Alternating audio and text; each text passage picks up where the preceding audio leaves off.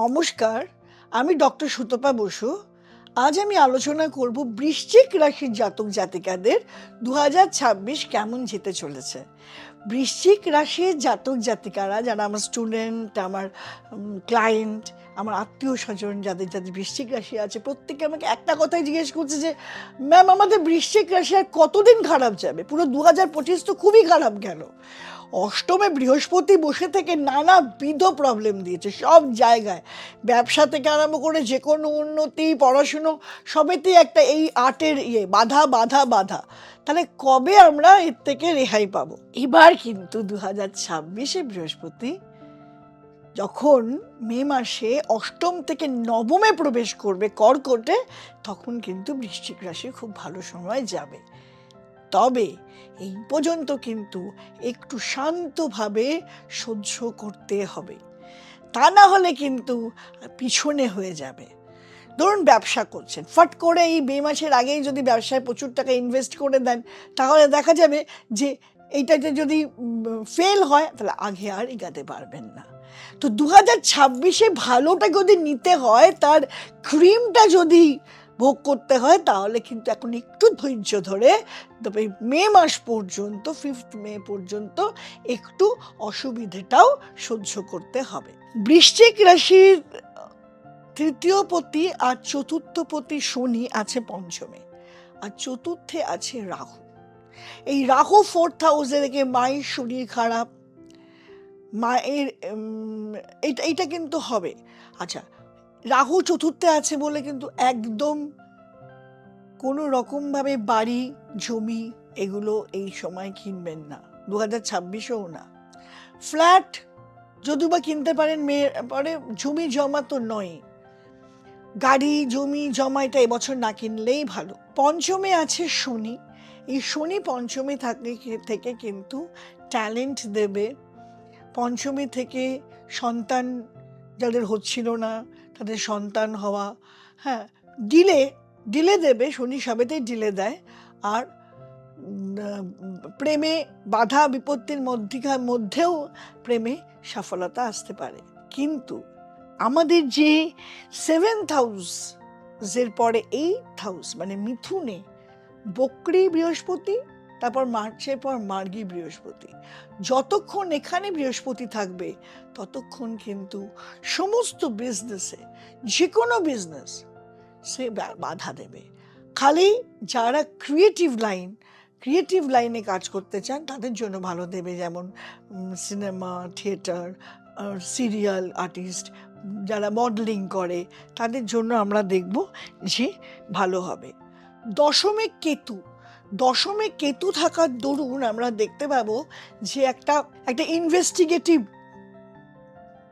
কাজ, যারা ধরুন ডিটেকটিভ এজেন্সি, যারা এই সিআইডি অফিসার্স, এইসবের কাজ যারা করেন তাদের খুব ভালো হবে। 10th হাউসে কেতু থাকলে দেখা যায় যে কর্ম হচ্ছে কিন্তু একটু বাইরের দিকে ঘুরে ঘুরে কর্ম, বিভিন্ন কর্ম ঘুরে এইটাই পরিলক্ষিত করা যায়। আচ্ছা, আর এই বৃহস্পতি যখন নবমে আসবে তখন বাবার স্থান খুব ভালো হবে, মানে বাবার শারীরিক স্বাস্থ্য, বাবার কর্ম, বাবার পজিশন এগুলো খুব ভালো হবে। নবমে যখন বৃহস্পতি আসবে তখন একটা স্পিরিচুয়ালিটি আসবে, পুজো পাঠে মন বসবে। বৃশ্চিক রাশি তখন একটা অন্যরকমভাবে মন মানসিকতা আসবে। হায়ার স্টাডি যারা করছে, বৃহস্পতি যারা হায়ার স্টাডি করছে স্পেশালি তাদের দেখা যাবে যে হায়ার স্টাডি খুব ভালো, বিদেশে গিয়ে পড়াশুনো করা, বিদেশে গিয়ে চাকরি, যাদের বিদেশে যাওয়াটা আটকে যাচ্ছে তাদের ভিসা ইজিলি পেয়ে যাবে। কিন্তু এই সবই হবে মে মাসের পরে, মে মাসের আগে না। কিন্তু বৃহস্পতি যতদিন অষ্টমে থাকবে কিছুই হবে না। আচ্ছা, চতুর্থে রাহু কিন্তু মায়ের সাথে অনেক সময় ডিস্টেন্স বাড়াবে, মায়ের সাথে মতবিরোধ আনবে, মায়ের সাথে দূরত্ব সৃষ্টি করবে, এইগুলো কিন্তু রাহু করবে। তাহলে যারা বৃশ্চিক রাশির জাতক জাতিকারা প্রচণ্ড মানসিক কষ্টে করে, তাদের এই নবমে যেই বৃহস্পতি অর্থ আমদানি হবে, তাদের ইনভেস্টমেন্ট, যে কোনো দিকে ইনভেস্টমেন্টে তারা ফ্লারিশ করবে, তাদের বিজনেস, তাদের চাকরি, তাদের সব রকম ইয়ে পরিস্ফুটিত হবে। পড়াশুনো, এডুকেশন, হ্যাঁ এডুকেশন, আচ্ছা 4th হাউসে রাহু থাকার জন্য কিন্তু দেখা যাবে যে যারা ইংরেজি নিয়ে পড়তে চায়, যারা বিদেশি ভাষা নিয়ে পড়তে চায়, যারা ফরাসি শিখতে চায়, জার্মান শিখতে চায়, যে কোনো বিদেশি ভাষা নিয়ে পড়াশুনো করতে চায়, তাদের পক্ষে কিন্তু ভীষণ ভালো হবে। তাই যদি 4th হাউসে রাহু নিয়ে রাহু থাকলে হয়ে থাকে, তাহলে সব কিছুই বৃশ্চিক রাশির যে দরজাটা এতক্ষণ বন্ধ ছিল 2025-এ সেটা খুলে যাবে, কিন্তু মে মাসের আগে বন্ধ দরজা খুলবে না।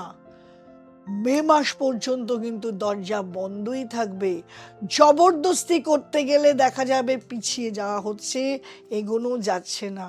তাই এইটুকু ধৈর্য ধরতে হবে বৃশ্চিক রাশির জাতক জাতিকাদের, যে মে মাস পর্যন্ত যত কিছু সুখের প্রাপ্তি, যত কিছু লাভের প্রাপ্তি সবই দেখা যাবে মে মাসের পরে ঘটছে, মে মাসের আগে নয়। তাই আমি বলবো, এইটা তো জেনারেলাইজড, এবার আপনারা যে কোনো অ্যাস্ট্রোলজারের কাছে গিয়ে নিজের পজিশনটা কি, নিজের ছক, বৃশ্চিক রাশির জাতক জাতিকাদের উদ্দেশ্যে বলছি, তাদের যার যার ছকের যা পজিশন সেই অনুযায়ী অ্যাস্ট্রোলজারের সাথে কানেক্ট করে অ্যাকর্ডিংলি রেমেডি নিলে ভালো থাকা যাবে। আমার সাথেও যোগাযোগ করতে পারেন, আমার নাম্বার যাচ্ছে নিচে।